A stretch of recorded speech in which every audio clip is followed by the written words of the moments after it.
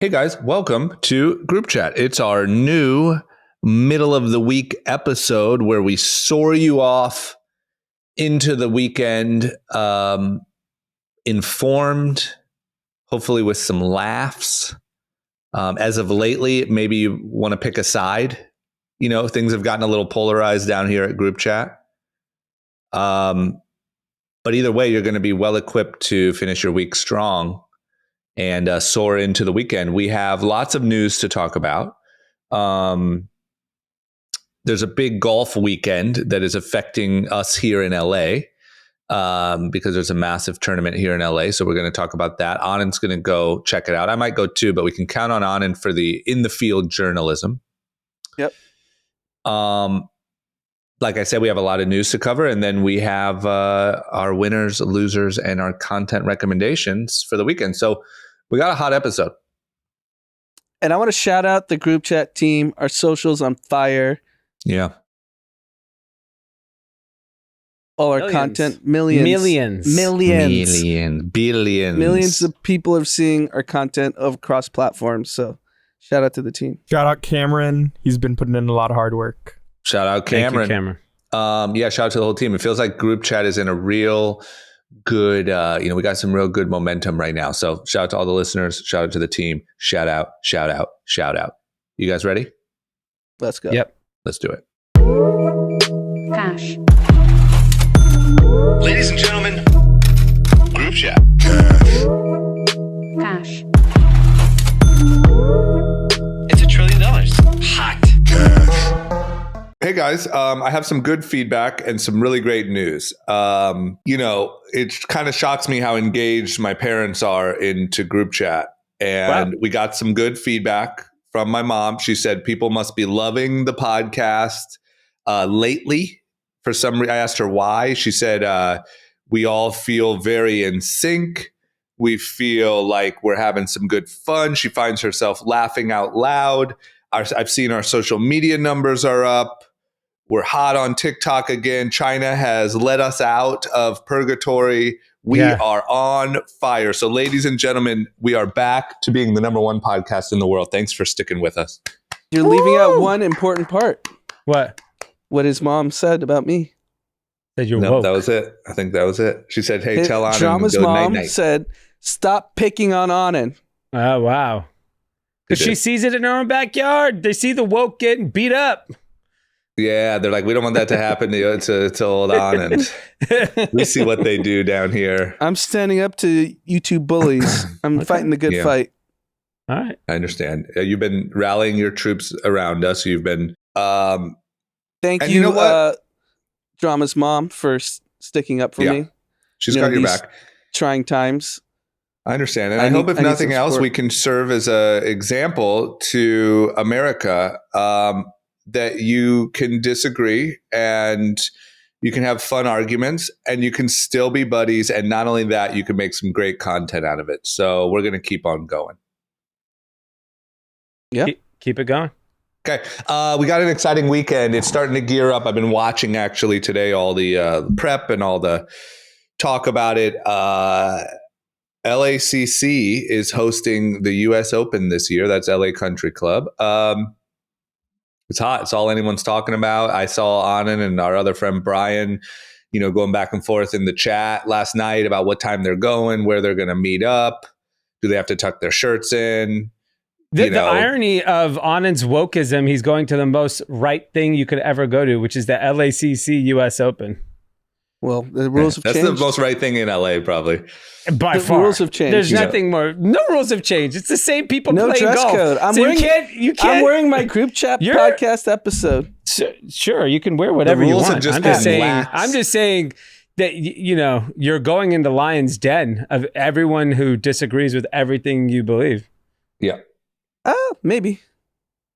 Well. LACC? Well, no, this is a private tournament. I bet you if we did a survey of golf fans, we'll know how they land. I know a lot of people going. They don't lean the way you would think.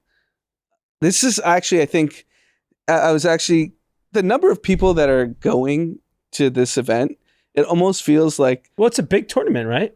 It's a big tournament, but the fact that it's in LA, because normally it's in like the outskirts of cities. Yeah. Also, golf is hotter than it's ever been, you know? Like, yeah, this I really think it has to do with that. And so in LA, if you're 35 plus male, it's like Coachella. Yeah. For white males. No, I know a lot of Indian people going. Indians are white males. Sure. A lot in common. They have a lot of the same interests. But my point is, it feels like a cultural event that LA has often, but this feels like one. Yeah. Because I've never been texted more about, I've been invited a lot, and I'm only going Friday. Yeah. And it's like people from all parts of my life are like, hey, do you want to go this day? Do you want to go that day? Everyone in finance is here because I've had a lot of meetings with people in finance and they're all here. And I'm like, why are you in town? I'm like, oh, USA. Yeah. That's a testament to our whole point though, man. Like this could have happened pre-COVID 5 years ago and it would not have felt like this. Like golf is so hot. You know, what's funny is I was just watching all the lead up and they had the, well, I guess I don't know who these fellas were, but maybe they were in charge of the golf association or whatever, because they were talking about regulations and getting ready for the course. But they asked them, they said something about this is there's no black players. I don't know if it's the first time in a long time. I don't know what, but there's no black players on the lineup this weekend. And they're like, hey, doesn't it seem like we're kind of going backwards? Doesn't it seem like maybe we missed the boat on Tiger? You know, we had this whole Tiger thing and nothing really changed. It was a really interesting, like, you know, these guys are sitting up there doing a media day. Golf is golf. It's just who it attracts. It's too fucking expensive, right? Like it's I don't think it's really alienating it's expensive, but I think that the culture is alienating. Yeah. The culture is intimidating. Yeah. And I think if you're, you know, I don't know if you, I think it's the same thing. If you're a young minority and like, you're very athletic, it's way cooler to play basketball or football. It's true, but there's so many people that know that that's not going to be their thing. Look, I got to say, like when I started golfing 2 years ago, even me being all the places that I've been and all the shit, all the weird environments, I felt intimidated. Like there's all these things like sort of rules or like golf, you know, customs, or how long you're supposed to look for your ball if you lose it, or how long you're supposed to, and who drives first, who does that. Like there's so many rules. And, you know, after a couple of times I realized it was all just a joke and I stopped caring, but I still get, you know, if you think about it, if you're a young kid, would you rather be Bronny or whoever the number one PGA golfer is that's a junior? Well, that's just a marketing issue. That's going to change. But I think you see like Schoolboy Q and DJ Khaled, and you're like, oh, this is sick now. I want to do this. I just think it's intimidating. If you show up to a basketball court or, you know, a baseball field or whatever, it's intimidating. You have to kind of get through the bubble of like, I don't belong here. I felt that. And that makes sense. Time. And I think it's also a cultural thing because, look, the best athletes are from inner city communities. There's no golf courses in inner city communities. Yeah. Yeah. So how can you even extract the talent from there? Yeah. You want to know what else is really interesting is like, I was just talking to my family, and, you know, where I'm from, there's a really famous golf course, Firestone Country Club, and they do PGA events there and stuff, or they used to, I don't know. But Firestone Country Club, apparently, if I'm wrong, blame my cousin, but just opened essentially their own, like a Topgolf. It's like you go there, you hit balls, you serve drinks, whatever, but they own it. So even though they're this really uptight, you know, country club that nobody can get into, that's a way that they're introducing golf into, you know, maybe areas where the real estate's too expensive to have a golf course, or maybe it's a little bit mellower. Like it's a way to introduce people to golf. I thought that was really interesting. So speaking of Ohio, are you aware of the Muirfield course in Dublin, Ohio? No. Apparently that's the course you got to get to, Drama. You're from Ohio. You're an Ohio celebrity. Really? That's a hot course? Yeah, I know. Brew, who you played with at Bel Air, has a big like fancy golf trip to Dublin, Ohio. Okay, well, I'm over all this golf talk. Okay, let's get into the news. Golf's stupid still. It's still stupid. It's a game. It's not a sport. I think D's mad he didn't get an invite to the Open this weekend. I got plenty. Yeah, get with the times. You know what I do for a living? Of course people are going to invite me. Why would I go? Everyone's going to be there. That's why. Everyone's everywhere.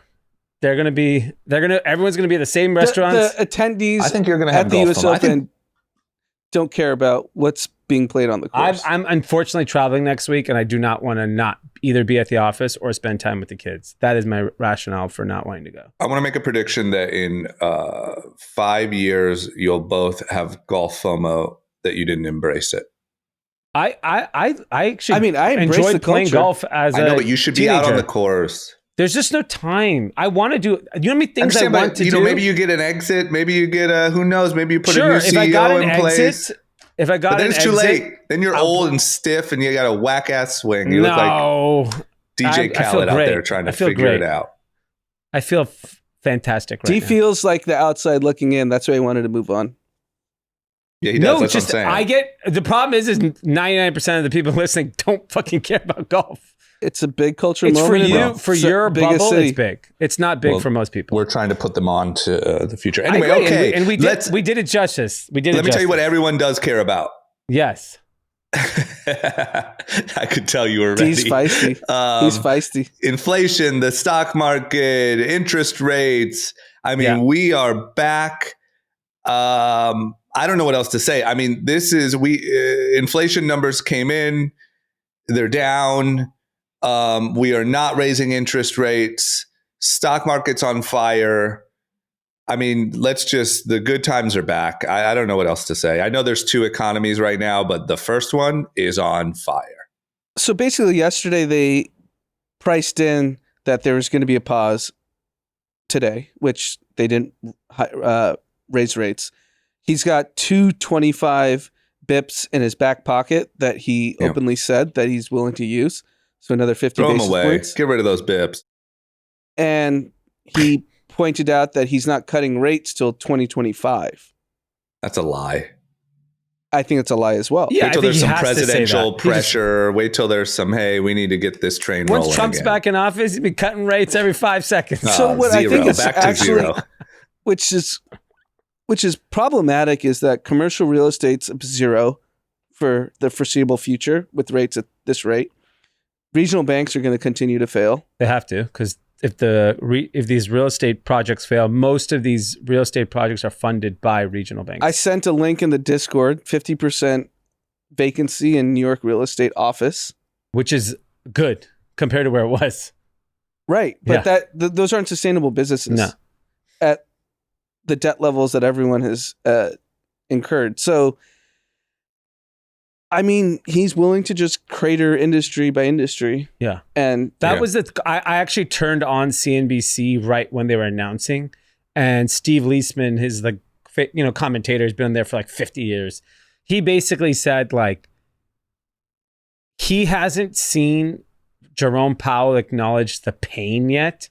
And until he sees, because they were saying until he sees something breaks, he's not going to change course. And then all the other talking heads were like, regional banks fail. He goes, that's not the pain he wants to see. He wants to see what JP Morgan fail? I don't think it's necessarily banks. I think he wants to see unemployment increase. I think he wants to see 5-6% unemployment. But don't you think it's so backwards the way the logic is? Because if the economy is working today at these inflation rates and people are able to have jobs, put food on their table, travel, do normal life stuff, and he's only looking at one singular indicator. Yeah. So I think what he is concerned about is historical context of high inflation levels does hurt the economy. So he's looking a little further out, not just present day. And the interesting thing about the Fed that they did say is, when they did their kind of count of all the different Fed governors, a lot of them do want 2 more hikes. Like they are indicating we're willing to pause unless data changes. We're very comfortable hiking in July and August. The other thing they did say though is they expect moderate growth for the second half of the year. They're not expecting the economy to contract. So that's my point. So maybe you have to actually rethink your framework. Well, I think this inflation is okay. That 4% we can live with if the economy can still grow. Because if the economy is still growing, that means consumers are spending. Yeah, they're spending out of control right now. And unemployment, like, why do we want to make people unemployed? Yeah. That's what can't you just do it good over for time? America. Like, can't you get there in like 5 years? Of course you can't. Can't you like do it subtly and be okay with it, like Anand's saying, and then 5 years from now everything's still like, why do we got to break things? I think logically that makes sense, but any period in American history of high inflation levels have resulted in a lot of bad consequences. So my counter to that is basically I would throw out history out the window. As we know, the data in the 80s, how could it be accurate? Yeah. There's no chance. Yeah. What were they tracking? It's not in the accurate 80s? now. It's not accurate now. So let's just look at what is actually happening in the world. People are employed. People are spending. People are going out. People are traveling. I will give you a real time. And that's why I think all these like institutions are out to lunch, because pay attention to what's happening, not what your like little calculator says what happened 30 years ago. Then this. If inflation high, raise rates. I think generally in America, from an economic standpoint, people are generally happy of where they're at. And I don't think so. I think, look, student loan payments kick back in the fall. Yeah. That's supposedly $15 billion a month that's going to get sucked out of the economy. Or they were happy 18 months ago. Sorry. I don't know if people are happy or not, but I don't think it's inflation. I think if you went and polled the average American, you could tell it by spend. At retail spend, household essentials are fine. Discretionary spend is down. It is hurt. What's discretionary spend categorized apparel. as? You're not buying that basketball hoop for your backyard. Home improvement. So is that good? All right. I mean, it's not good for those businesses. It's because that's where like I kind of want to, but like think about it from first principles perspective. That I don't think any of these institutions do. They just look at indicators, numbers, and it's like, okay, wait, what are we trying to actually solve here? We want a functioning economy where a lot of people are employed, a lot of kids get to go to school, a lot of people are educated, and we have a good healthcare system. None of those things are happening in America. So what country are you describing? I'm just saying, like, I mean, that's not America.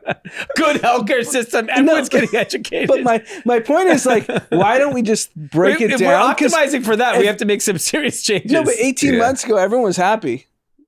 2 years ago, everyone was happy. 2 years ago, everyone was happy. December but that was because 21, of a false belief that like we were about to hit the roaring 20s. December 21, people were very happy. December 21. That was peak of happiness. But they had just gotten out of solitary confinement. You know what I'm saying? Yeah. Of course you're going to be happy. You know, asset prices were, at all-time high across the board. But you look, right now, what's interesting is the NASDAQ has basically been on an absolute fucking tear. Yep. Predominantly 8 companies, but now you're seeing a broader rising of stocks. That is not reflection of the real economy, right? And that's not even reflection of like lower interest rates. That's a reflection of what? Nothing? AI? What's going on there? It's just AI? I think I think big tech is just. But they're saying because of AI, their sales are all down. Yeah. They're not growing. I think they just are projecting lower costs because of AI. Yeah, that's what I'm saying. They're all like, if AI does not real, if there is a inkling of that, it does not add beneficiary cost savings immediately, this market's toast. AI better be fucking real. AI has to be real in terms of how people are pricing all these tech companies, because everyone's just pricing in massive cost reductions. It's a joke. I mean, unbelievable. Like even like IBM is up. Yeah, I mean, Nvidia hit $1 trillion market cap yesterday. Yeah. $1 trillion on it's what $1 are they doing? It's $1 trillion. I think it's like 30. What's their sales? 7 billion a quarter, 11 billion a quarter, something like that. I don't know. Yeah, like 20 times sales. Yeah, more. Yeah, I think what I'm trying to understand is we're back to like where 2 months ago things made sense to me. Fed is raising rates, real economy is shrinking, stock market was struggling. Now we're starting to see things just operate completely in silos. Like, I know we talked about this on like a million episodes. It's just you have trillions of dollars of cash that is being paid to invest. So they picked 6 companies and they're putting what all else their are money they going to do? Yeah. Otherwise, they don't get paid. Yeah. Well, I think the interesting thing from the Fed's news is they believe inflation by the end of 2024 is 2.5%. If we believe that, we're getting rate cuts in 2024. Okay. So 2024 could be the beginning of the real economy, not the fake stock market economy, the real economy finally recovering. Yeah. So, I mean, we'll see in the next 2 quarters what the real economy does. I know you guys are very in tune with retailers. What are they saying? It's bad. Not good. I haven't talked to a retailer that said business is strong. Ironically, I've spoken to retailers in Europe that said their business is strong. I talked to a retailer in Australia. They said their business is strong. So Europe's really interesting because they have the same inflation issues. They have same high interest rates, but somehow they've been able to withstand. Like their consumer is even more resilient. That's interesting. Do you think it's because of tourism? It's got to be. I mean, so because the European economies. I'm traveling next week to Europe for work. I'm sitting at the back of the fucking plane. And I've never paid this much for coach. Insane. $2,000. Way more. For coach. Double. Coach. $3,500. So what's a business class seat? $11,000? $12,000. And it wasn't available. You couldn't even buy it if you wanted. There was literally no seats. I'm sitting like corner back, last row type shit. There's 2 seats left on the plane, like a middle and 1 window, and I took the window. That's crazy. What's is it because of Fashion Week? No, I think I looked every day is booked. What's Fashion Week? 5,000 people? There's no one there for Fashion Week. Yeah, I don't. It's just the reason why I didn't say anything that whole time is it's just back into like, I have no fucking idea zone. I don't know. Yeah, why is it? Because I'm not seeing food inflation at the grocery store yet. That's my point. I mean, food Why deflation. do we want to send ourselves in recession because of this arbitrary number of 2% inflation? Because I don't think... It seems like the economy's working well at 4% inflation. I don't know if it is. You can't even get to Paris. People are pigs. But I mean, it seems like employment's good. French fries. Travel's good. Like, things are a little soft, but like it seems to be working. Like, well, unemployment definitely is the best indicator. But what happened to international or regional banks is like insane. And like I know that in today's day and age, that feels like it happened a year ago. It just happened, and that's like a major breaking of the system that happened. And I don't know. It just feels to me like this is something we should look at fixing over 5 years, not the end of this year. Yeah, because the problem is if you just tear down what happened 30 years ago in the 80s when all the numbers are wrong. The numbers are wrong today. What have we accomplished by raising interest rates? We've accomplished a couple things. We've destroyed commercial real estate. That is an industry that I had a conversation with a friend on the way over here that's very involved in all these commercial real estate projects. And he's like, it's pencils down till end of year. No one's doing anything. They don't use pens. Pens too. Okay. Both pens and they need pencils. to be able to erase at the moment. And yeah, I mean, iPads. they need to erase that debt. It's like, you know what? It's like adjusted EBITDA. iPads are down. Whatever mechanic you want to use. Yep. And he's like, yeah, it's toast. Like there's nothing going to be done in commercial real estate. Homes aren't selling. Yeah. So if you look at like the number of homes that are up for sale, no one's putting their homes up for sale because no one's going to buy them at 8% mortgage rates. So we killed regional banks. We haven't done anything to unemployment. It's still, people are employed at record numbers. Everything else in the economy is working except for these 2 things. So all we did with raising interest rates was kill commercial real estate and give people bigger credit card bills. And kill regional banks. And give people big credit card bills. And you basically killed the real estate market in whole. Yeah, because no one can sell their home. Yeah, you can't buy or sell your house. You can't move. Yeah. Yeah. Why do you have to move? I don't know what this obsession is like. I got to move. I'm like, fucking stay put. I mean, if you have 1 kid to 2 kid, you need to move. That's why we moved. Well, you should have thought about that when you're having interest rates. You Get see those bunk interest beds. rates going up, you shouldn't be having kids. Yeah, it's problem solved. I don't know what we've solved. Yeah, That's what this whole like cycle, and no one wants to like break it down. The inflation is coming down, though. Inflation's coming down, but do you think inflation's coming down because they raised the Because interest we rates? stopped spending on certain things. We're servicing credit card debt, so we're not buying 500 sweatpants like but we what's did the problem 2 years if ago. we had low interest rates and everyone's spending? Then the cost goes. Do you know that? You're not that stupid. You know what happens. I know, but I don't know why anyone's like pitching the counter argument. yeah. Because it's not. No one wants to take the risk of just hyperinflation. It's just too scary. I just don't get why we don't go slower. That's all. Because it feels like this feels good right now. Just a one Fed meeting with no raised rates. Things are on fire. This is. If you think about it, in the summer of 2021, the same Federal Reserve with the same Powell and the same federal governors, we had 5% inflation. They did nothing. So at 4%, they're like, we got to kill the regional banks, kill commercial real estate. Can I ask you a question? Who do you think directed the reality that we got into of like essentially zero interest rates and like whatever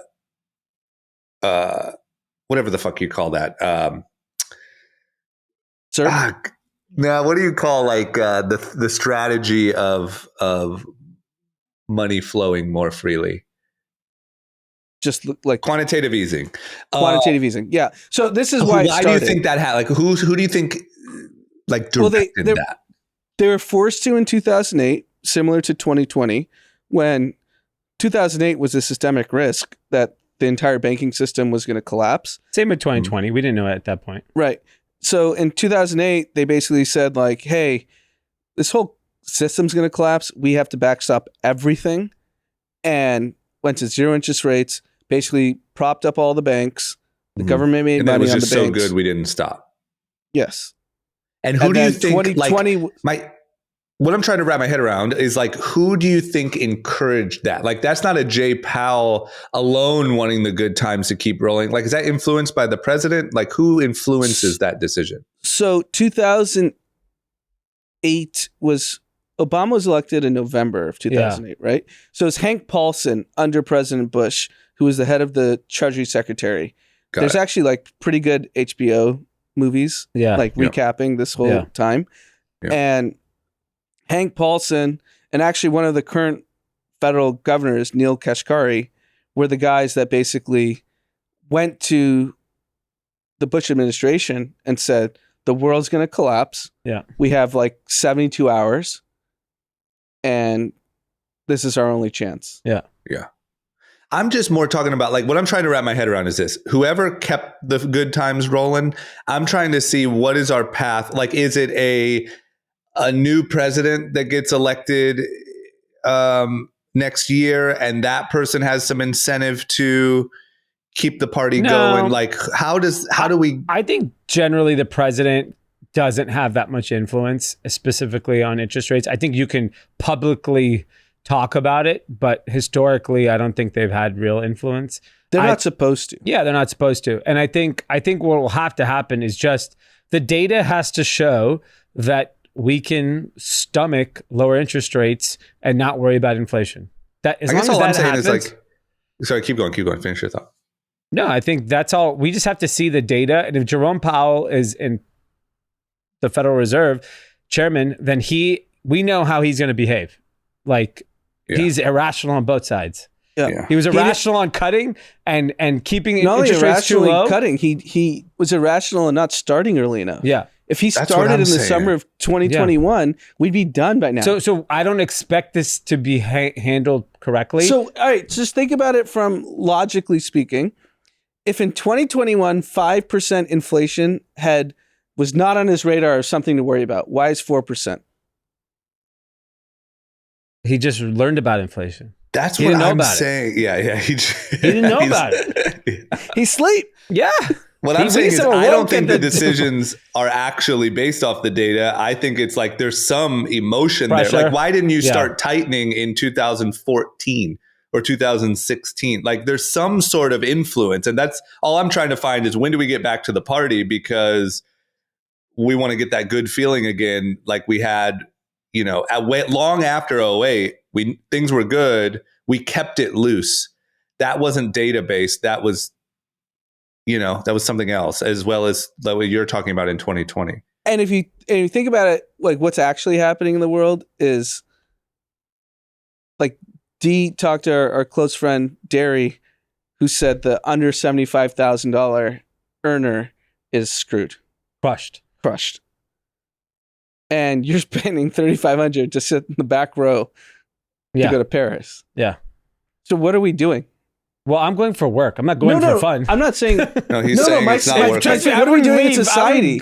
Yeah. We just raise interest rates, crush the poor, and people who can afford a $3,500 last row coach seat can still do that. Yeah. I'd love to know what the yearly income of everyone around you on that plane is. I'm just curious. Like, honestly, like, is it people breaking the bank because they just want to go to Europe, or is it just all, people doing well for themselves? In most cases, let's take first class out of it. Those people potentially could actually afford those seats. And most of those first class are paid by corporations. Yeah, sure. 75%. Okay. But maybe not in the summertime. You might get leisure travel. 6 kids. Yeah, 6 kids, first class, $200,000. It's cheaper than private, so whatever. We've seen some Instagrams of our close friends. Yeah, like their kids are 2-year-olds sitting in the fucking just lay take flat. over first class. Yeah. I can't imagine these flights right now with rich kids just sitting there stretching their legs, having a peanuts. Yeah. It's probably miserable to fly first class because just kids crying and screaming.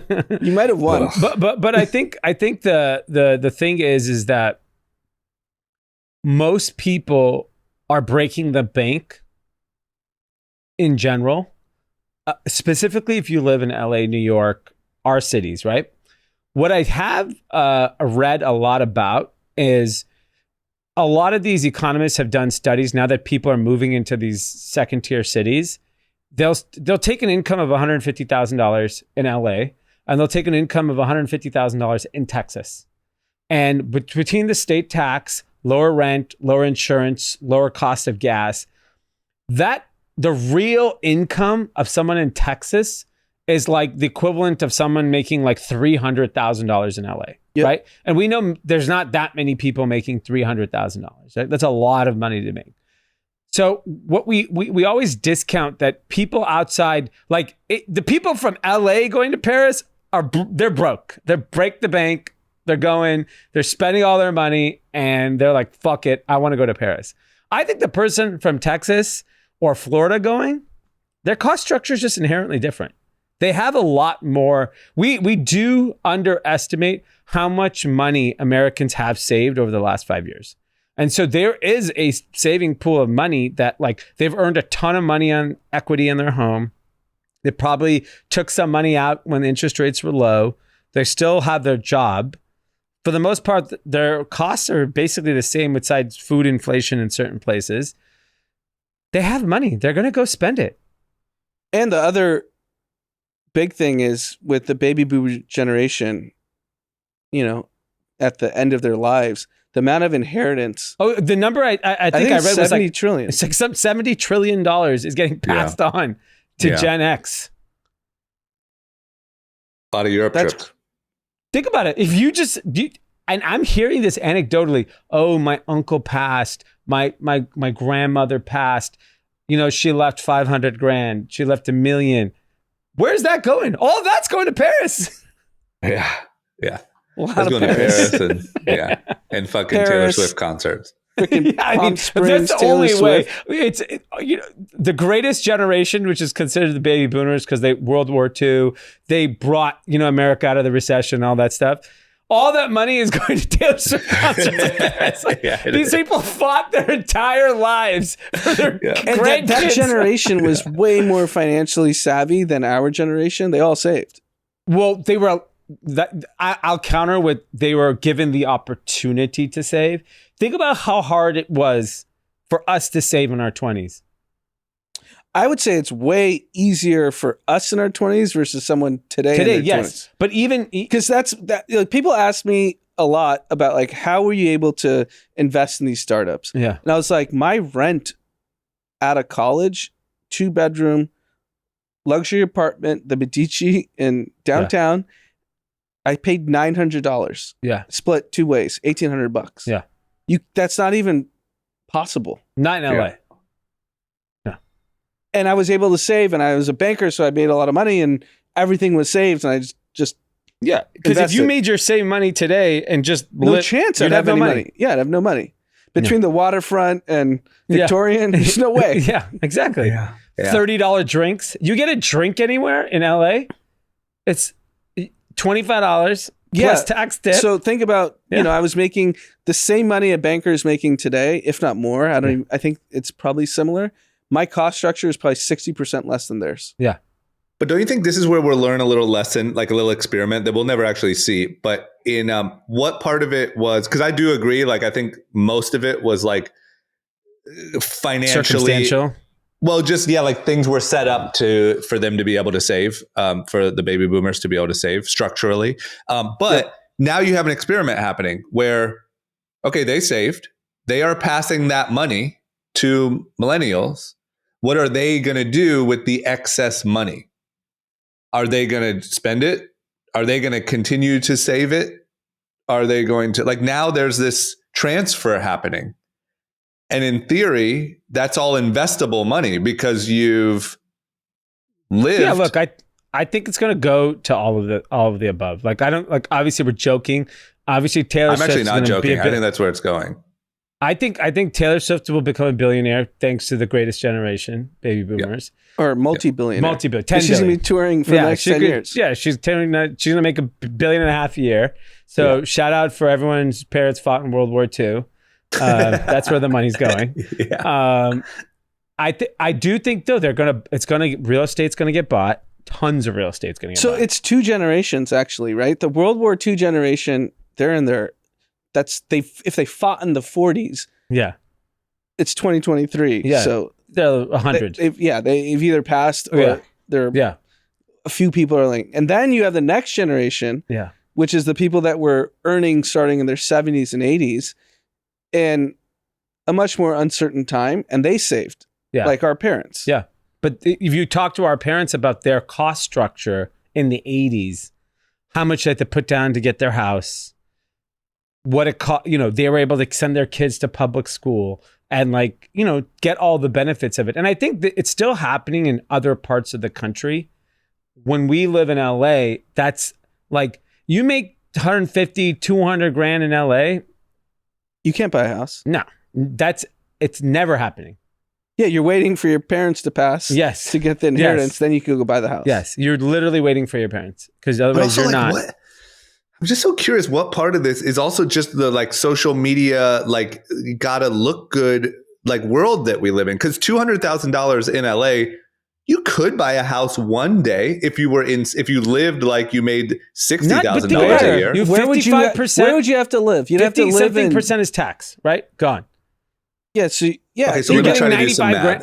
So do some math. They'd have to basically paying less than $1,200 a month for rent to save money.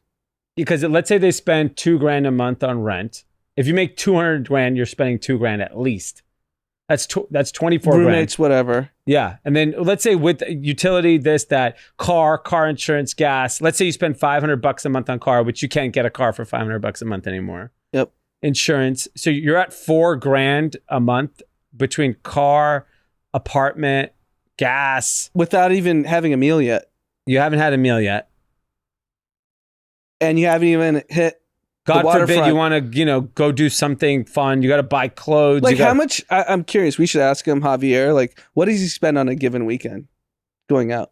He's probably connected where I bet you he doesn't have to pay much. So you got to live like you make minimum wage at 200 grand, and then you can buy a house one day. Yeah, you could maybe sock away 3 roommates. 3 roommates. Trader Joe's dinners, Honda Accord, for 10 years, $10 bottle of wines. Yes, and then 10 years, and you can buy a house in Simi Valley. Yeah, because you could save 20 grand a year. Yeah, 10 years. Yeah, that's fucked 200,000. Let's say you earn some nominal interest on that money, and so maybe you have 250 grand, 300 grand, and yes, the best you could, because you have to put 20% down. Simi Valley, here you come. Yeah, I can't blame social media on that. It's I mean, because I'll be transparent. So after 2 years of banking out of college, I made, I think, 150 grand the first year, 185 grand the second year. Okay. So it's 22 and 23. Yeah. Taxes, whatnot. I had over 100 grand in my bank account. Yeah, which is crazy. But you've also, I just want to point out that I didn't know you then, but you've always lived below your poverty means. line. Yeah. Yeah. I mean, you lived in a fucking frat house over on Burton Way for a while when you didn't have to. Yeah, that's the way yeah.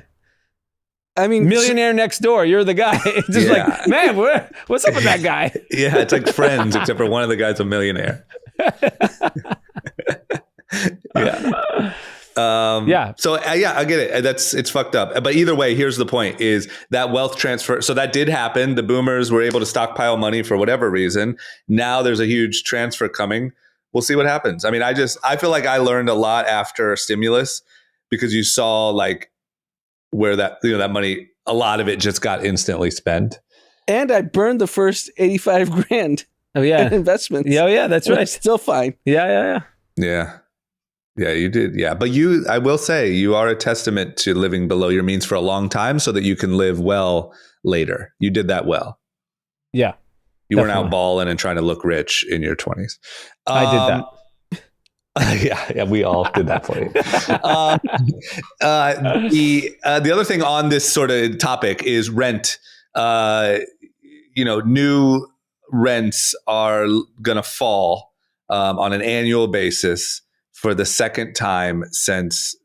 second time since 2008. So the renting market is having some trouble. That's the last kind of thing on this spending and economy chat we're having.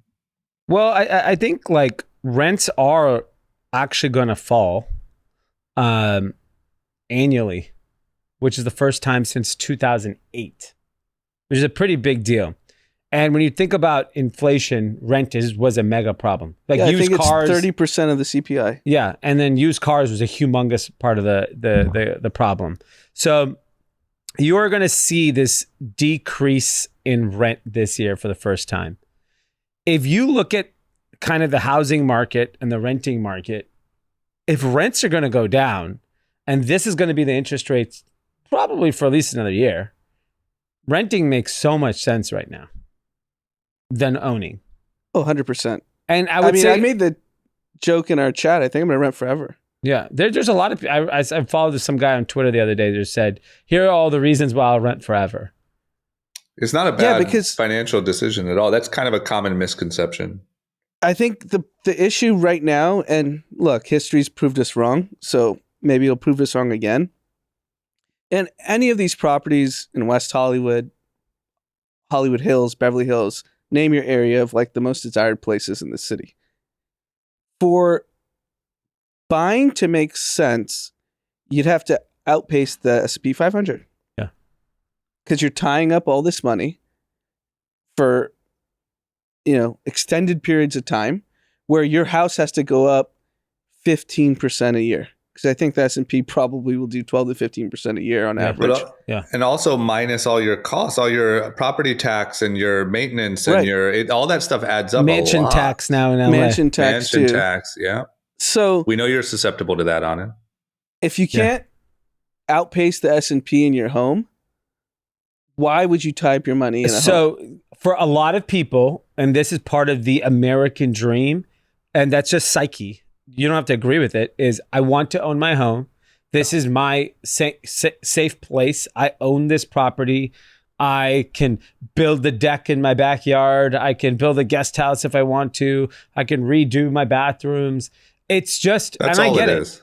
Like even now, that's actually like a friend of mine who I've done a lot of investing with was like, this is why you buy a home, for the same reason you just said. It's your place. Yes. It's just a personality type. Like some people like to spend that excess money on traveling or, whatever. Like they don't care that much. Some people care a lot. Like that's really, I think, the main deciding factor. And the real issue for me personally, why I haven't bought, and don't foresee buying in the near future is it's a financial burden if that much of your, because if the house I want to live in, the financial burden of having that all tied up in a down payment, I'll start stressing about finances. Yeah, but if it's not tied up, who cares? Yeah. Yeah.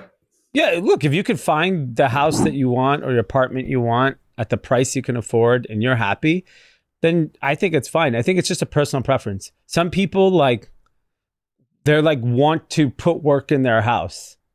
I mean, I lived 14 years in poverty, so I don't think you're just got out of jail, so you have a very different perspective. Literally, I think it's just funny how many people I what talk is this? to. A phone? You can just carry a phone around? They have internet here. There's I don't grass. have to go to the coffee shop.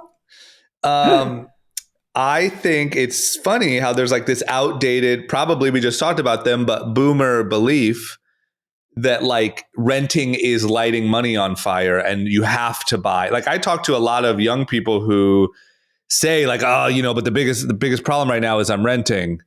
I need to buy something. And that's just not true. There's such a more nuanced way of looking at it. Exactly. But it's still one of the most common misconceptions is that Renting is lighting money on fire. Yep.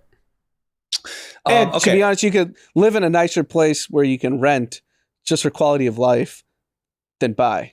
You'll sacrifice quality of life. So that's also what you're balancing. Yeah. And the trick here to any listener who's interested in this is you still have to put the money to work. So the money you would have put into the down payment, what is that money doing instead? You can't just spend and be like, well, fuck it, I didn't buy a house. Yeah, literally. You put your down payment in NVIDIA and rent, you have a mansion in no time. Just kidding. That is not real investing advice. Don't take me serious. Okay. Next up, in the news of San Francisco, another closure. So first we had kind of the smaller, I think you heard from the Starbucks and the Walgreens, and then we just talked about the massive Hilton. The city's just, having some trouble. The new closure is Westfield. The mall is going to give up their San Francisco location due to declining sales and, struggles. So it's not a closure. It's basically Westfield as the operators giving up the keys to the debt holders. So Westfield, if you don't know American malls, is the premier mall operator, right? If it's a Westfield mall, more than likely it's done really, really well. This is wild. They're walking away from this property completely. They stopped making payments this month on a $558 million loan. In 2019, we've all been there. Yeah. It's on Market Street in the heart of San Francisco. In 2019, this thing did $455 million of revenue, this mall. In 2022, it did $298 million. So this is, by the way, this is just in the span of these 3 years, right? The drop in sales. To put in perspective, the Westfield at Valley Fair, which is in San Jose, on fire. Sales are up 66%. I was at what's the place in San Jose? Santana Row. Yeah, I went there last fall with our mom and our cousins. It was booming. Yeah, so it's not a brick and mortar issue. It's not a retail issue. It's not a consumer spend issue in this case. It is 100% a location issue. And which it's a great location, or it used to be. Yeah, I mean, it's the heart of the city. Today, if you walk down Market where this mall is, it's especially early morning, it's Zombieland. It's crazy. It's scary. It's very scary. And so it's pretty fascinating, the speed at which what's happening in San Francisco, where basically now everyone has gotten the cover. Every landowner, right? Or property owner. Fuck it. I can just return the keys. So everyone's going to go do it. Well, they have to. They have no choice because it financially doesn't make sense to keep going. But it's like a gang up mentality. It's a psychological, if 50 people do it, you can't come after me because the whole thing is sunk. Yeah, I think it's psychology. It's it's okay to give up the keys. You have no embarrassment, humiliation to try to keep going. Yeah, they're we expect you to give it up. I mean, I know friend of a friend, massive office owner in San Francisco. I heard giving up the keys left, right, and center. Yeah. It's not a good person to be a key maker in San Francisco. Who's receiving all these keys? Who's the debt holders of all of these? It could be anyone. It could be banks. Banks. It could be BlackRock. It could be Private equity. Yeah. private equity. It could be anyone. Family offices. Like, who knows? But here's the ultimate problem: is you're giving up the keys to people that's not their industry. Yeah. They don't run offices. They don't run Westfield malls. They don't run Nordstrom. So they're going to deteriorate even more. Yeah. So the cascading effect is like a 10x. I mean, from quality of just any. I got a big move here. Saudis. By San Francisco. By San Francisco. By San Francisco. Inshallah. And save the city. Make the malls indoor golf courses. We just talked about how in the inner city there's not golf courses. You could do little. Just mow it all down, make it a golf course. It's probably do fine. Yeah. But I'm just saying, like, Saudis want exposure to tech. They love tech. Save the city. Save the, what is it? 5 billion? You save the city? 10 billion? Nothing. 20 billion? Yeah, somewhere in that range. What's that? They spent a few billion on golf. But yeah, that's 5 times what you were going to pay Tiger Woods to join your league. Come on. Yeah, I think the point is, Drama brought up in the previous pod, and is the crime, the homelessness, that's not being addressed, which is why everyone's leaving. Whoa, Saudis come knocking, it's going to get addressed. But it's still local politicians. They're going to have to deal with some people. I heard it's very safe. San Francisco has to be like an authoritarian city for it to come back, in my opinion. Yeah. So I don't know if you guys watched any of the clips of Sean Hannity on Gavin Newsom on Sean Hannity. No, but it was pretty good. I saw one clip. It was good. He went in the lion's den. Yeah. He crushed Hannity. Yeah, he did. I was very impressed, and I think he's going to be the Democratic candidate. I think Biden steps down and Newsom. That's my prediction. Yeah, they're setting him up. It seems like that was his coming out moment. And they asked him, or Hannity asked him about homelessness, and he answered it. It's like, yeah, I own it. It's happening in my state. But what you don't understand, it's local politics that is preventing me from doing anything. So to change something that's happening in San Francisco, you need that mayor, that DA, you need that city council to basically step up. And he's like, I own it. It's happening in my state. But here's the nuanced factor of what's happening in California. And Hannity had no answer to that. Yeah, I mean, that's a tough. The problem is like, that is the right answer, but it's just not a good answer either. Sure, like, you're not giving it. You have to help. But no, you can't just throw your hands up and say, "I'm not the mayor." So I guess the broader point, to tie it back to how do you fix San Francisco? If the local politics don't change, it doesn't matter. Well, these people keep getting elected, so obviously they're very popular. Right. The people like what's happening in San Francisco. The constituents of San Francisco like. They don't want malls. They don't want Nordstrom. No. They don't want Starbucks. Yeah, they don't want it downtown. Walgreens. No, they don't want. They don't want to eat. They don't want to buy anything. I'm so confused. That's the part that makes me feel like crazy. These people keep getting elected. Yeah, like how even do you in see Chicago, that? the mayor just keeps these progressive people keep getting elected, so they like it. They're happy. The people that voted for them, they walk around and be like, "What a great fucking city." I don't see a store in sight. Just the way I wanted it. Coffee, forget it. You can't get one. No restaurants, no shops, nothing. It's all over. Maybe they were just so sick of all the boom for the last decade. They were just like, I wanted to see it all destroyed. I mean, San Francisco is only like 800,000 people. So of those 800,000 people, how many don't want shops, coffee, and restaurants? Probably 700. Sounds like 500,000. Yeah, maybe 100,000 people like in tech want all this like, oh, I got to have coffee on every corner. Yeah, I agree. Doesn't make sense. Okay. Well, we'll see. But like you guys said, I think there's a very fast chain reaction happening here because every time a mall closes, every time a Hilton closes, every time whatever, also the area gets a little worse, then you're less likely to go, then the smaller shops close. So I don't, we'll see what plays out here. Like the Westfield Mall, because I asked my friends in San Francisco, I was like, who's going to run it? He's like, probably some junior analyst at McKinsey. Yeah. Just get stuck. Oh my gosh. All right. Okay. Here's an interesting one in the world of business. Bud Light Anand's favorite topic. He was like, please, please, please, we got to talk about Bud Light this episode. So we weren't going to talk about it, but we're like, all right.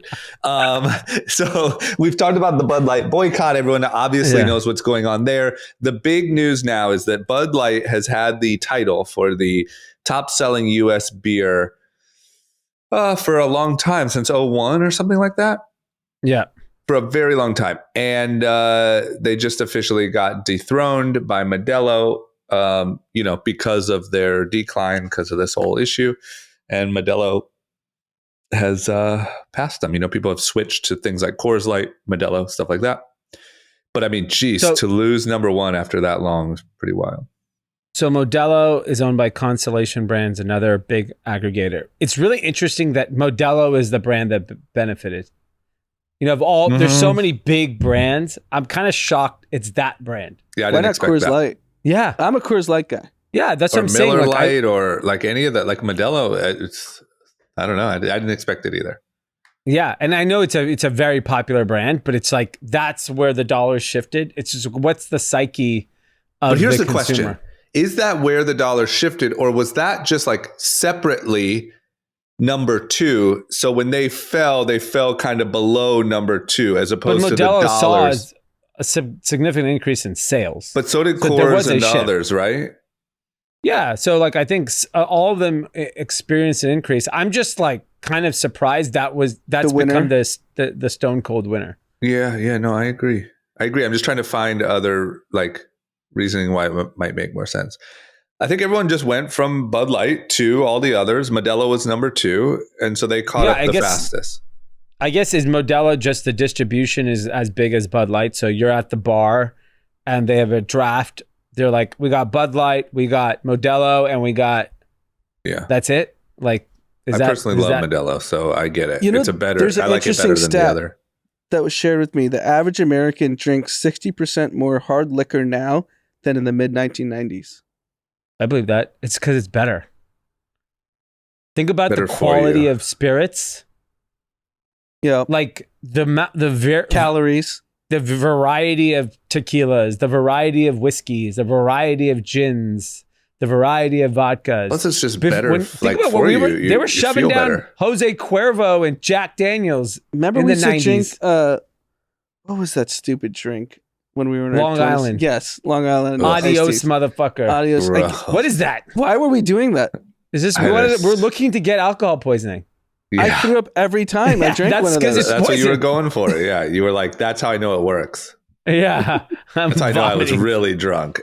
Well, it turns out, did you guys see that Gen Zers aren't drinking at all anymore? So I think we've been saying that for a while on the pod, but I mean, the numbers, it's affecting things like concerts and stuff like that. Drinking's out. I feel like they got to just start selling mushrooms and edibles and joints at concerts, and you'll be back to printing money. Everyone I know does mushrooms.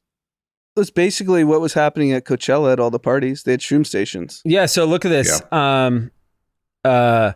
One operator in Tucson, like of a venue, they saw a 25% decrease in money spent on alcohol relative to shows that cater to older generations too.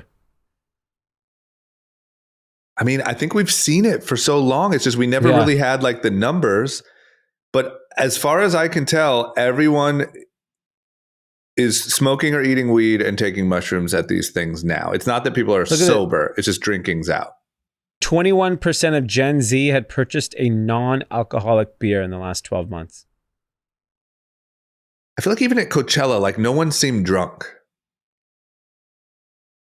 Yeah, I mean, I was. I guess I was high too. Well, you're old school. You were high.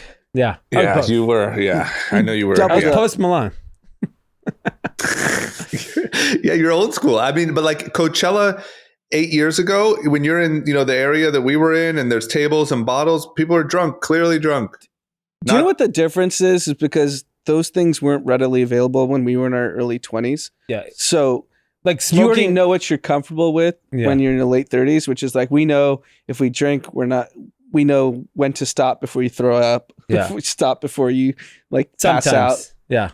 But these kids actually have their introduction to substances were shrooms, weed, acid. So now they're comfortable with that because that's what they were exposed to. We just weren't exposed to that 20 years ago. Yeah. Not saying which is the but better. What the fascinating thing is like alcohol sales overall are not down. They're up. They're so up. it's just specifically this younger generation, which will eventually have an impact, or will eventually Gen Z, as they get older, just ease into back to drinking. Or when they're 30 years old and they have their first kid, when they come home, they're like, hey, I'm going to drop some acid. Little Jimmy's driving me nuts. The change is going to be when, like, if you watch Succession, everyone's having a cocktail all the time. Yeah. That's old school. Yeah, that's old school. So when that changes in pop culture, where they're just like doing a shroom, I don't even know how you consume shrooms. Is it a tab? What is it? Now it's like the main thing I think would probably be chocolate. Yeah. Chocolate. So like that's not as powerful of a scene of like Logan Roy just having a chocolate in the middle of this. Yeah, just having a little Hershey bar. Yeah, I agree. He goes, oh man, I fucked up. Like Mad Men I haven't watched Mad Men. Isn't that all just like scotch, whiskey drinking, cigarettes? But also now I think that like, but let's say when we were doing Young and Reckless in the prime day, even though there were a couple people that did, you couldn't drink during work hours. But I think right now, a lot of people are like on an edible or on a shroom edible during the day at work. I think that's happening a lot. Yeah, I know microdosing's happening everywhere. Yeah. Yeah. Whereas if you were sitting there at your desk having Casamigos, it's not quite. That's pretty funny, actually. That's so true because I don't think anyone judges anyone if you're at like some high growth tech company and you're microdosing all day. But if you just pour a whiskey. I mean, I still go to meetings where people have a cocktail in the afternoon all the time. Yeah, that's the meetings. Old crowd. I'm saying at the office. At the office. There's no, but honestly, like sitting at your computer at the office, taking some sips of a Casamigos. I mean, you go to these companies, people are drinking beer at like 4:00. Yeah, that's true. Yeah, it's weird, man. Times are changing. Okay, here's a great one. You ready for this? Yep. Since a lot of classes became virtual, right? So a lot of obviously colleges and stuff like that are still doing virtual classes and they still have optional, you can go in or you cannot. Here's an interesting thing that has happened, an interesting effect since that change is apparently good-looking female students no longer get quite as good of grades.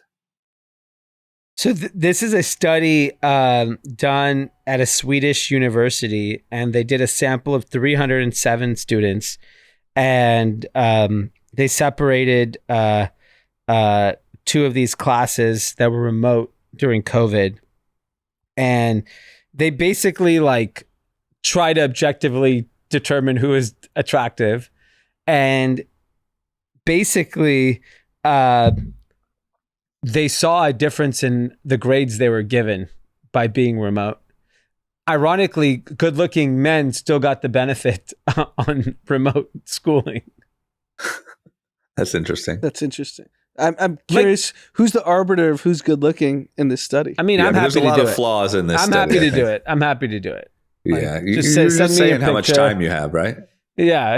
It just if you're a guy, girl, you want to know you're good-looking, I'll let you know. Isn't that how Zuckerberg got started? Yeah, right? But it is interesting.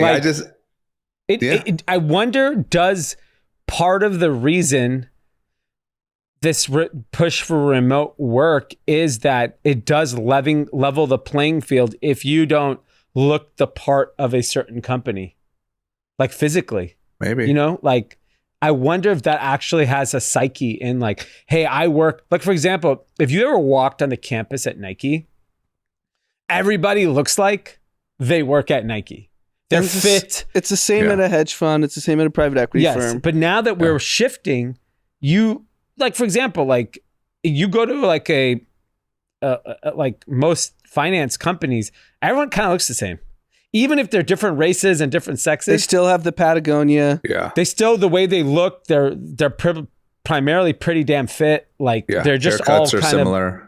of Yeah, and like I wonder, because you're remote now, you don't have to follow that conformity, and that's why people are like, you know what? I don't want to have to dress like that. I don't want to be fit. I don't want to have to wear these shoes. I get to be myself at home. I also wonder. Well, go ahead. Go ahead, Anna. No, I was just gonna say, I think that'll only work in extremely technical in any industry, whether it's engineering, whether it's AI, crypto, where your skill is just so ahead of everyone else. Doesn't matter how you look. Yeah. Don't you think also like a little bit of human nature? Like, it's like a culture thing that like, even though it's weird when you look at it, like, don't you think maybe that like creates a strong team? I'm not saying pretty or not pretty, but like the cultural element of like, we are all this. We all fight together. We're a tribe. Like, don't you think that's a little bit of like a human nature-y thing that? Yeah. And like, I remember the first time I went conformity. I remember visiting the Ralph Lauren office to visit a friend who worked there. And I was like, whoa. A lot of diversity. Everyone kind of looks the same. Everyone went to Ivy League. It is a type. They hire a type. No, and I think a lot of businesses hire a type. Or you're conformed into the type. So yes. in finance, I did my summer internship when I had no money, and then I got my signing bonus to come back. First thing I did, I went to Brooks Brothers and bought 8 light blue button-up shirts. Yeah. And wore it every day. Yeah, because you didn't want to look out of place. Yeah. I remember you still did that for years. They were just 5'4" shirts. Yeah, that's true. Yeah. This is what I wonder is, when is the mob going to come for pretty privilege? Like, it seems like that, we should start canceling people. Didn't they? Did they? Didn't they try already? I don't know. I might have missed that newsletter. But I mean, Pretty is a good group to go after. Let me tell you. Go after them. It's not fair. Look at the studies. Yeah. I mean, if you studied good-looking people across everything, I think people would be really fucking pissed off. Yeah, I mean, take them down. I mean, wait till like rest of America finds out like what a pretty girl in LA and New York's life is like. Are you kidding? You live like a billionaire at 19.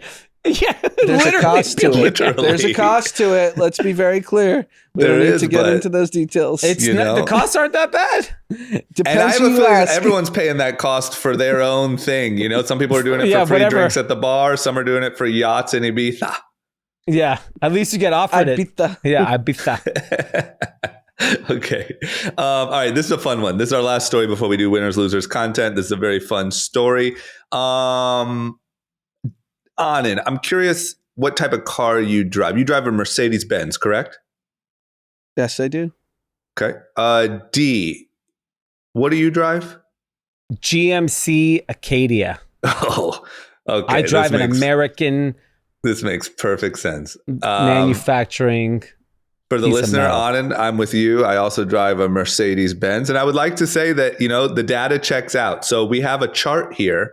A graph that shows the political leanings of car owners, right? So like what car you own and where you lean on the political spectrum. Obviously, the furthest to the left is Tesla. Anand, we will both be proud to say that the next over is Mercedes. Blue. Wow. Team Liberal Blue. elites. Love it. Liberal elites. Yep. Over here with us, you have Subarus, Lexus, Audi, Mazda, Volkswagen. You'd expect every non-American car except for Tesla. Now, here's what's funny is the second from the right. So I would say like Alex Jones territory is GMC. Right next to Ram. So Steve Bannon over here with his GMC. He needs to go to the gun shop and just pack a rifle. No, I don't need a gun. I got my GMC. I'll run you over.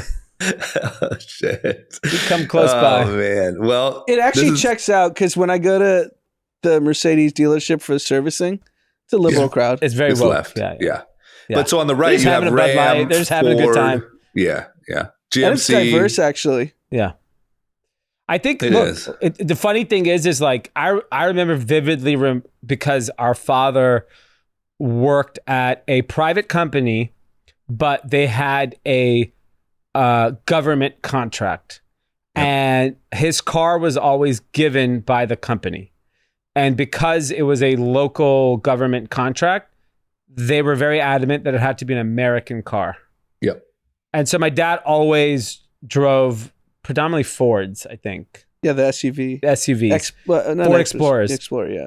And so in my head, there was always like, this like American car thing. And so my first car was Mitsubishi. And then my next car, I drove my dad's Ford. And then I got a Cadillac, which is an American car. And then obviously got a foreign car and then came back. And now I was like, literally when I was looking through cars, for whatever reason, like that little thing in my head was like, I don't know, Dad always drove an American car. I'm going to drive an American car. But I see just the MAGA voice in your head. That's what that was. But what's funny is as soon as our dad retired and he made all this money, what did he buy? A Mercedes. Yeah, he's on the left. And then D went back to the right. Yeah. It's a good list. Funny. We should share it on social. Yeah, we'll share it on social. See where you sit, guys, listeners, and tell us how accurate it is. But I mean, to me, not to be stereotyping here, but seems pretty accurate. Yep. Okay. At least he agreed. We got him on it. Okay, let's wrap it up with our winners, losers, and content recommendations. D, who's your biggest winner of the week? I'm actually, even though I'm sick of talking about it and I don't care about it, I think golf is the winner. Thank you. I think the excitement for the sport, given what happened with Liv, and if you haven't heard, Jay Monahan is recovering from a medical emergency, so he will not be present at the U.S. Open. I was going to go find him. Yeah, on Friday. Sure. What happened? So this guy just has this moment. Everyone's pissed. Now you have one of the biggest golf events of the year. He knew he was going to get fucking yelled at by the fans. The fans are going to attack him. Right. And the players. I think the players less. I think the fans. Fans are emotional. Yeah, that's just, I mean, what a cowardly, like to go about the whole thing the way he went about it and then to now have this big event, the one after your announcement. Yeah, I mean, unless something is very wrong with him, I'm not judging that, obviously. But man, if he's just ducking out. Yeah. I think there's an incredible time for kind of the tier 2 sports in America with MLS, with Messi, what's happening in golf, F1. Like these are like emerging to be potentially like really, they're not going to compete with the NFL, but they could compete with the NBA and Major League Baseball. For sure. They could definitely compete with those two sports. Yeah. So it's good. It's good for the sport. I like it. Love it. Anand? My winner is Nikola Jokic. He won the NBA Finals yesterday. Serbian. I don't know if you guys caught any of the clips of the interviews. He's just like a normal dude. Oh, yeah, he's a bro. He doesn't give a fuck about anything. Doesn't care about the fame. He kind of talks about basketball like it's like a side hobby a little bit, right? Yeah. And they asked him about the parade. And he goes, oh my God, it's Thursday. I got to go home. I have horses racing on Sunday. Yeah. And he's like, I'm getting the owner to get me a plane. Yeah. Which he deserves. Yeah. After delivering what he did. Yeah. And it's such a cool story. And, Jokic and Djokovic, one won the French Open, one won the NBA title in the span of 48 hours. And the Serbian population is like 11 million people. Well, yeah. I mean, what is going on here? Why? When I saw that, I was like, what are we doing here in this country? I'll tell you what they're not doing. Participation trophies over in Serbia. No, they're probably beating their ass, and that's what they're winning towards. Even the Jokic brothers are like a thing because they scared the shit out of Markieff Morris. Yeah. When he pushed they were scary looking. Yeah. I'm just saying, like, it just shows that, like, man, we just don't have the dedication here anymore. We don't have the fight that even the number one prospect next year. So obviously this year is the French kid, Victor. Next year it's a Lithuanian guy. He's 7'1", just draining threes. Yeah, and we don't have it. Yeah, we don't have it. Okay. My winner, similar to yours, D, but I'm going to go a little more niche. Netflix, because Netflix just so happened last year to decide to film a documentary about the PGA Tour called Full Swing, and they captured the first moment of the Live transition, and they were actually with a lot of the players and stuff. But they're currently filming season 2 while all of this is happening. And one of the guys, maybe the director or something, tweeted that they were with some of the players shooting when the news came out about the Live thing and all that. So these guys got lucky. I mean, I'm guessing that like 3 years ago when this concept came up, the idea of a documentary about the PGA Tour felt a little boring. But man, did they hit the jackpot. So can't wait for that new season. Yep. Loser, D. Who's your loser? My loser is Fox News. Tucker Carlson's Twitter is on fire, getting some insane views. Yep. His last episode, we know the numbers are inflated. 70 million views. Yep. Let's assume that's what? 4 or 5 million? I don't know. Let's say it's to actually watch the whole thing. I'd say 4 or 5 million. 10%. Yes. Yeah. Even if it's 10%, if it's 8 million people, that's bananas. So he's getting sued right now by Fox for putting out this content. Yeah. And he still put out the third episode yesterday. And what's interesting is the second episode actually dipped and the third episode picked up. Yeah. It's just fascinating how it is so much a talent-driven world in entertainment right now that if you have the eyeballs and you have the attention, like Tucker can piece together 25 on his own, 25 million a year, pretty fucking easily. He does a podcast. He's getting ads. Oh, if he did a podcast, he can't do one now because he's still settling. Yeah. But if he did a podcast, he'd be as big as Ben Shapiro. You do a video, you do YouTube, you do Twitter, you do a podcast, you have a TikTok. You're making 25. These guys just need to, I know Ben Shapiro's trying it, but like there is a new Fox News right here, like with Ben Shapiro and Tucker Carlson. I know they have Daily Wire and whatever, but like literally you could be a behemoth in like 3 years with all the talent that is also aligned with each other on their views that is all independent. Yeah. Crazy. Wild. But they fumbled that one. I think that's not going to age well. I mean, I think like Don Lemon should be putting out content on Twitter like that too. He'll get the views. Elon asked him to. Yeah. I saw the lefties just don't play the media well, man. They're like, no, I don't want to do it on Elon's platform. Whatever it is. It's but just I'll drive the Tesla. Tucker's over here smoking you. I'll drive the liberal Tesla. Yeah, all day. AOC drives a Tesla. Does she? Yes. Yes. That's funny. And flies private. That she definitely does. Carbon what are we footprint. On? My loser. My loser. You just went with your loser, right, Anand? No, D did. I actually don't even have a loser this week. It could be Sean Hannity because I thought Gavin Newsom owned him. And I know Sean Hannity wanted him on so he could just like, gotcha. Yep. I got the liberal and he didn't. I was very impressed. I mean, you should, I don't know how many of the clips you've watched. I haven't watched any. I didn't know he could do that. Yeah. I had no idea. He's been training his whole life to be president. I know, but my point is I've never seen him in action. Yeah. Well, because he's at the French Laundry. Nice place. Yeah. Me and Gavin. Yeah. Okay, here's a good loser. My loser is hip hop music.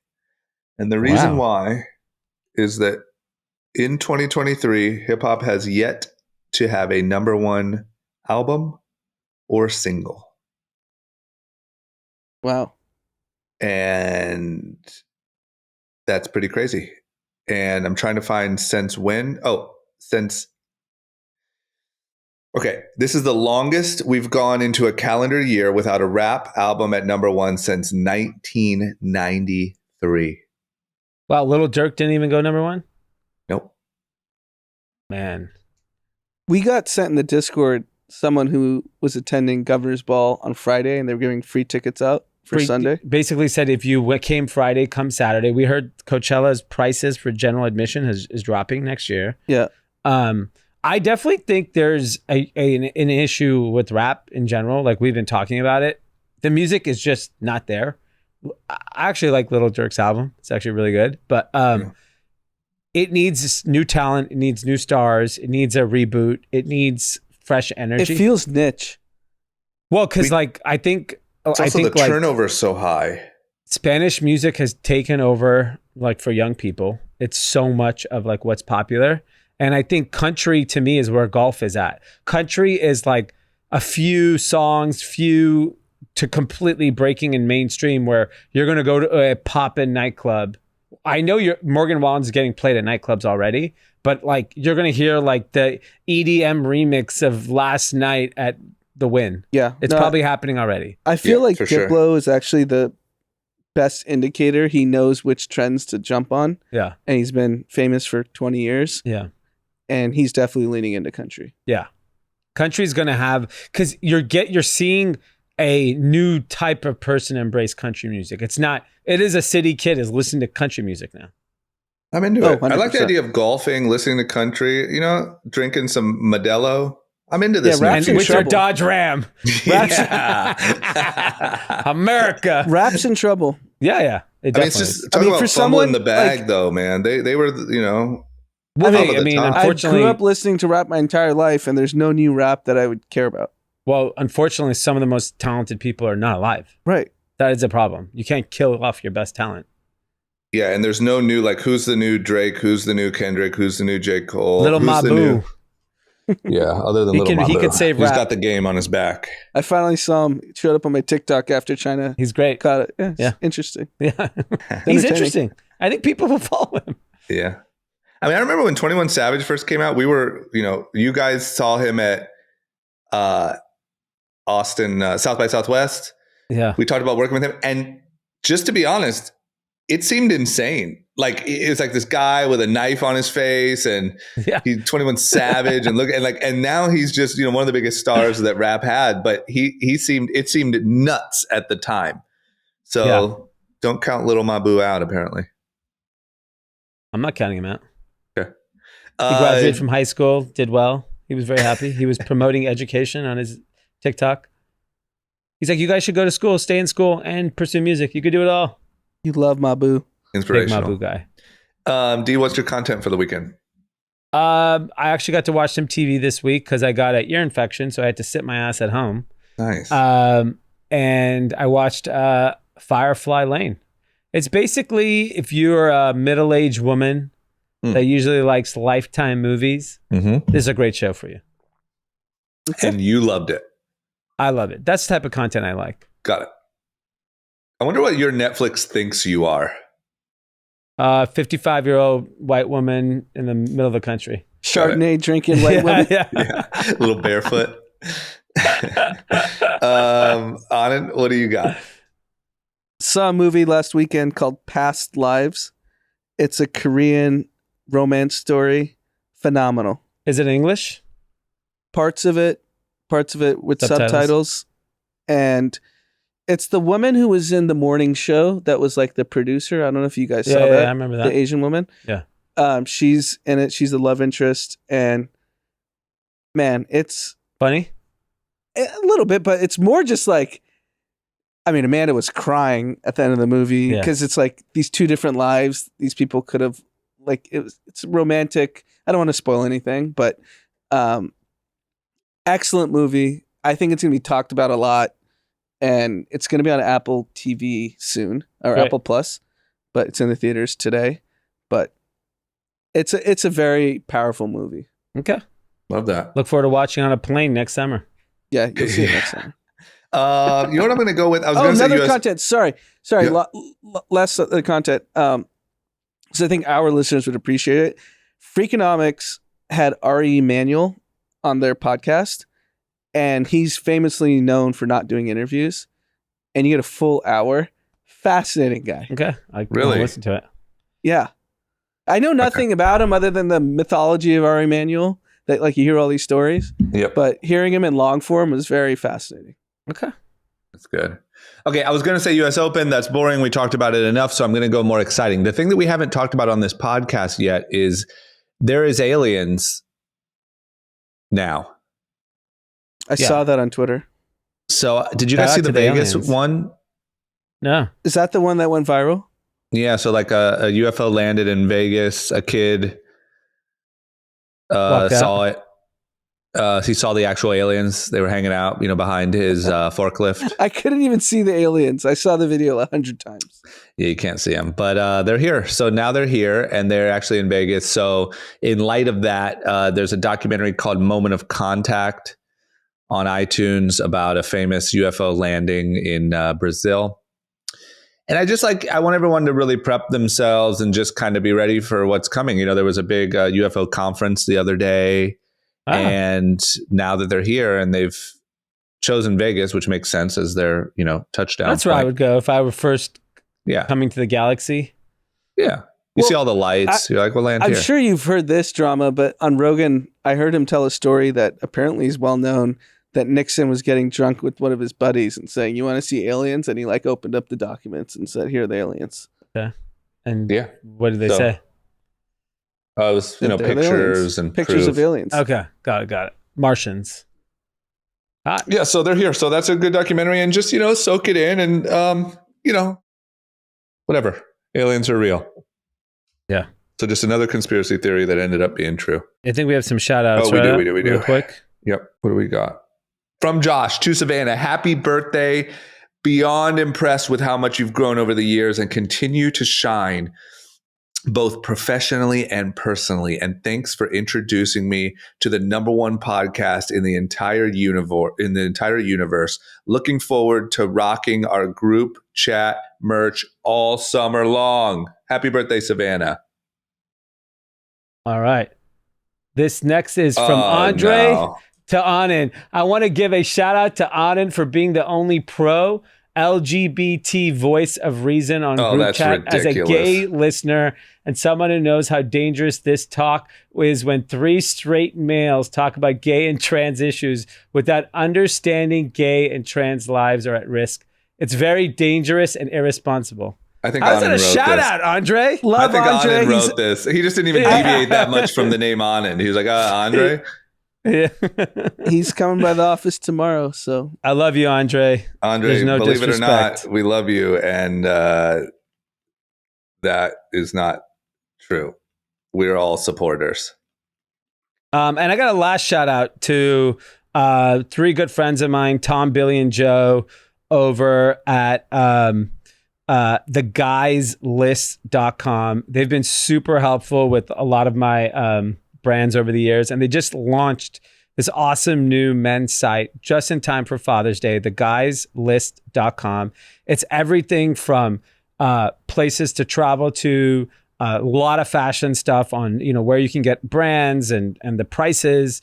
It's a huge opportunity. So if you're a brand, you should hit them up, because especially if you're targeting guys, theguyslist.com, or if you want to get featured, hit them up. They're good friends. They're great guys. And I think it's perfect for especially our listeners. Go check it out. Love it. Okay. Well, there you have it. Everyone have a great weekend. Take care. Prep for the alien invasion. Watch some golf. Get with the times. Drink some Modelo. Just listen to some Morgan Wallen, I guess. And all the fathers out there, happy Father's Day this Sunday. Oh, yeah. Happy Father's Day to both of you guys. Oh, yeah. Father's Day. Look at that. Thank you. Okay. All right. See you later.